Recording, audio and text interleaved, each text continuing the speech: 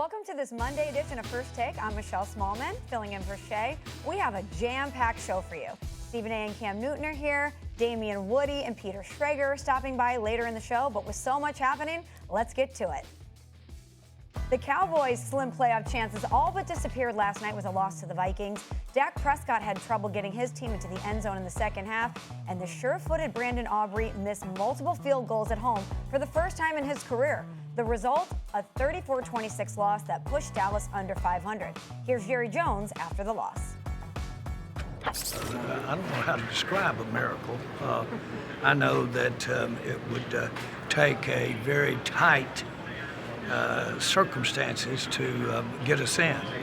And when we expected that, we thought we'd have to win out to have a little room, but not a lot. Now, of course, I know how to count. Definitely not a lot of room. The Cowboys' playoff chances fell to 1% with the loss and were eliminated from wild card contention. Dallas now has to win their final 3 games and have the Eagles lose their final 3 games to win the NFC East and to reach the playoffs. To discuss the end of the Cowboys season, we have a very special guest. The one and only Michael Irvin is here. And Michael, is this season a failure for the Cowboys? I can hear the fangs in his mouth laughing already. You know what I'm saying in my ear. And it just seems amazing that you know, when you beat the current champs or the perennial champs, I never get a call about coming on this show. But these kinds of times just seem like I end up right here with Stephen A. Cam, how are you, my brother? I pray all is well with you, but that other fella I'm not thinking about. Yeah, I'm doing well, man. I'm doing, Yeah.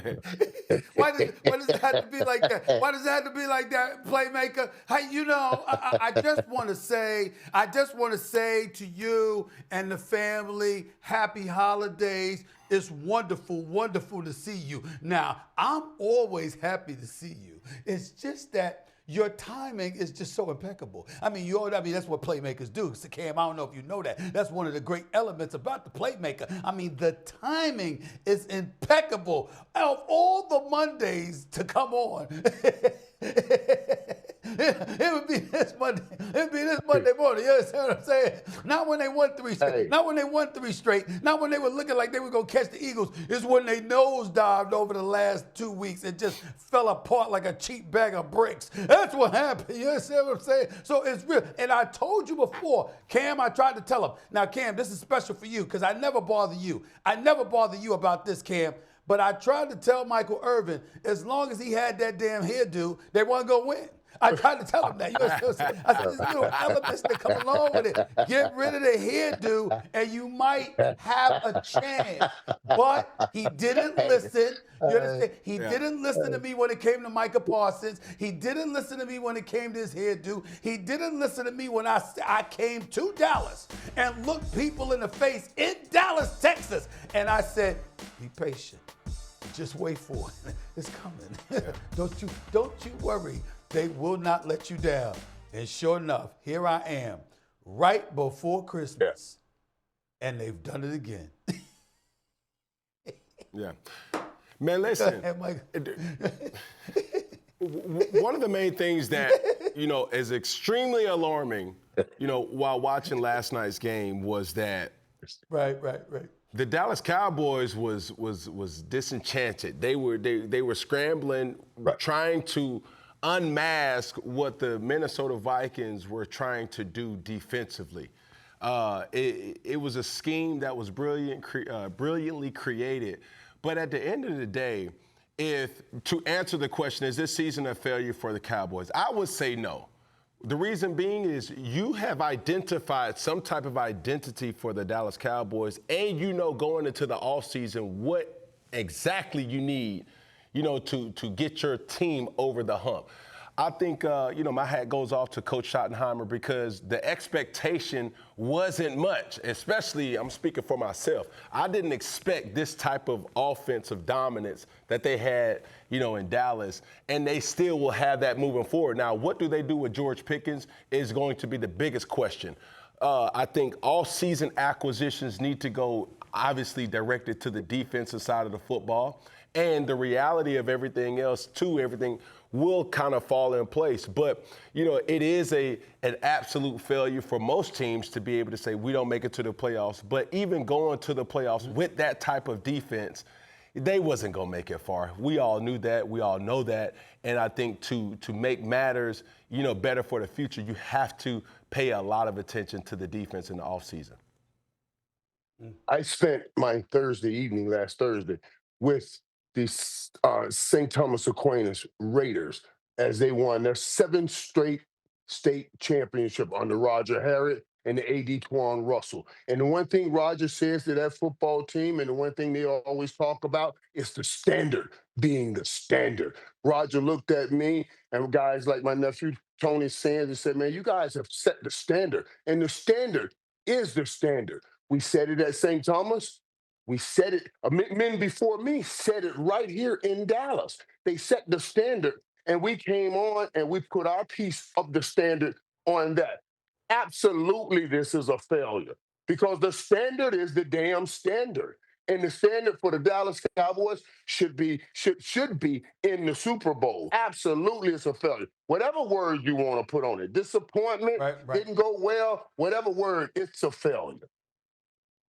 Let me tell you something. Let me tell you something right now. You put Michael Irvin up on that screen along with Cam Newton. Michael Irvin, I'm looking at you with your bright Christmas colored suit on, okay? You understand what I'm saying? Look at this, when you casket clean. That's what he once told me, Cam. He's casket clean. Without that damn hairdo, you would be. But here's the deal, Michael Irvin. I'm very, very, very proud of you this morning. For you to sit up there on national television and acknowledge the obvious that this is indeed a failure. You have come a long way, my brother. I'm very, very proud of you. I'm very proud because you're absolutely on the money. Cam, I don't know what the hell is wrong with you. I don't know what the hell you thinking. This ain't a failure. Let me help you out, Cam. Let me help you out. So at the start of the season, right? When you trade Micah Parsons, the brother in the middle of the screen right there could have avoided this. He could have prevented this. He could have had more of an impact considering his relationship with Jerry Jones. But he dropped the ball doing his podcast, traveling to every Miami game, being so preoccupied with his other things in life. He didn't prioritize. He took for granted that Jerry Jones would not make that mistake. He dropped the ball, and he admitted it on national television. I got the tape. Yeah. I got the tape. He admitted it on national television, right? So the season started there. Not that you traded Micah Parsons, but how you waited so late to do it, and then what you get in return is 2 late first-round picks, the equivalent of second-round picks, and Kenny Clark. Excuse me, that ain't cutting the mustard. Now, trading deadline comes. This is me pointing the finger at my buddy Jerry. Come on, playmaker. You know how much I love my man, Jerry Jones, but this is me pointing the finger at him. It's great that you got Quentin Williams, and we hope he's okay because he's in concussion protocol. Didn't return for the fourth quarter. We understand that. But here's the deal, y'all. Quentin Williams, you could have made that deal a week or 2 earlier, before that Monday night loss to Arizona. Had you done that, you understand, you might have had another game or 2 on your docket, and you wouldn't be in the position that you're in right now. Because remember, they won 3 straight. The minute they got him, they acquired Logan Wilson. They got Overshown back. I mean, they were rolling. But you could have done it earlier, and you didn't do it earlier. Now let's look at this right here, because you know me, Cam. You know me, playmaker. I'm going to have my numbers now. Okay? So here we are. Defense. What has happened over the last 2 games? After raving about their defense and how things have changed, you've given up 78 points over the last 2 games. 78 points. Okay, that's number 1. Number 2, you've allowed 30 or more points in half their games this year, which is the NFL's 2nd worst scoring defense. Number 3, you hired that damn Matt Eberflus as your defensive coordinator when everybody knew from Chicago he wanted to answer. That was a brother that needed to take a year off, okay, and then come back to the NFL after the job he did in Chicago. No, can't do. You didn't do that, right? And then last but not least, Cam Newton. You understand? Superman. They lost to a rookie. Do you see J.J. McCarthy hop stepping into the end zone like that? Yeah. I mean, that was in the second quarter. I mean, did you see that? I saw it. I know you saw it because everybody saw it. Did you see a rookie? Because remember, even though he was drafted 2 seasons ago, he didn't play last year. Why? Because he got the meniscus tear. He missed the whole season, didn't throw an NFL catch. He hasn't thrown a catch in the NFL until this year. And he rolls into Dallas with your season on the line, with every game that matters, with Dak Prescott and CeeDee Lamb and George Pickens and those brothers all in the lineup, and this brother drops 30 on y'all? You got to be kidding me. That, to end the season like this in Dallas, Michael Irvin is right, Cam. It is a failure. Call it what it is. The only thing is, we're not surprised. We're not, okay. We're not surprised. So that's the only thing. Every person that's on this panel, can you honestly say, to Stephen A's point, that you're surprised of how the death was? You knew the defense was bad week 1. You knew the defense was bad week 2, week 3, week 4, week 5. You've seen what the demise was all year. So to act like, oh my God, I'm so surprised that we're not going to make the play. Even if you would have made the playoffs, respectfully, Michael Irvin, you wasn't going to get far, not with that defense, even with the acquisitions. I think going into the offseason, you know what the focus is, and we need to attack that focus. That's all I'm saying. Right. Now, going into the offseason, and you're right, and everybody talked about the defense, and absolutely the defense looked horrible early on and got a little spat for a minute and looked good. But what that offense looked like was what we were focusing on. And Cam, I understand you're talking more of the floor with the defense. I was talking more of the ceiling with the offense to cover up that floor and get it done. When the defense did start playing better, I expected more consistency out of Dak Prescott in that offense. I expected it to carry this football team, to be able to put up 30, 35 points a game, and that's what we thought would have to do. I understand when Cam says this wasn't a disappointment because no one else had the Dallas Cowboys anywhere near doing anything coming into the season. You had Philadelphia and the Washington Commanders coming out the East, so you had Dallas in the bottom of the cellar. Cam saying when you look at distance traveled to where you guys were looking at and what you guys thought the Cowboys were going to be and where they ended up, you can't call it a failure. But I'm saying that's all hogwash. Everybody that said what they will say. And let me tell you why else I call it a failure. I've been in that stadium the last 2 days, the last 2 games, man, and my guts are hurting what I see. I saw a lot of red in that stadium when Kansas City played. I saw a lot of purple in that stadium last night when the Minnesota Vikings played. And you telling me that ain't a failure? It had gotten so bad now that even the visiting team has more fans in our stadium than us. That's what we did to everybody. It's a complete failure when you look at it like that, and a complete failure to all the great fans of Dallas Cowboys that got to sit here and watch Stephen A. talking about how right he was. And here we go again. Oh, they did it again.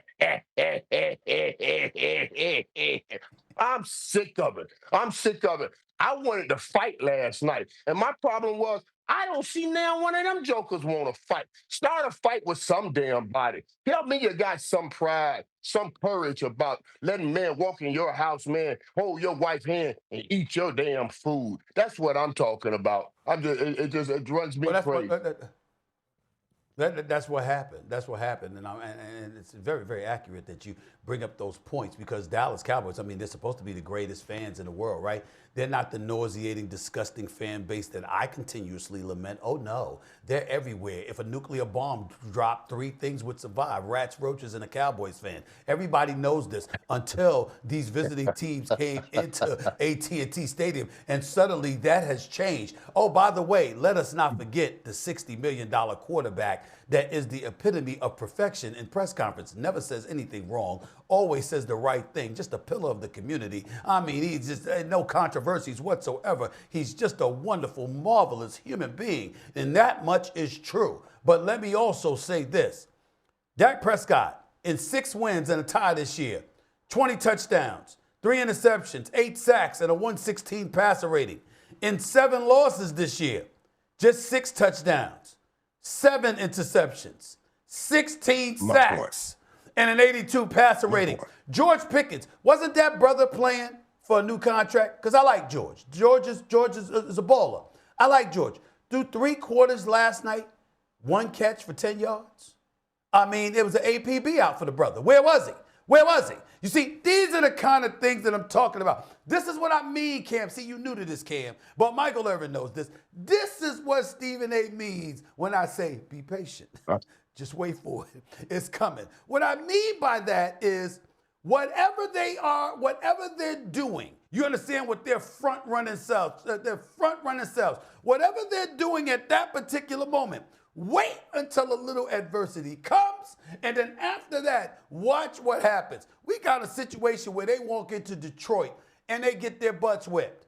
That's what happened. You lose to Minnesota? Really? That's what you're doing? When it had everybody believing that they had a chance. When people didn't believe in them and we thought they were going home, they were rolling. The second you had faith in them, here they come. It's what they do. It's what they do. That's all. Go ahead. Well,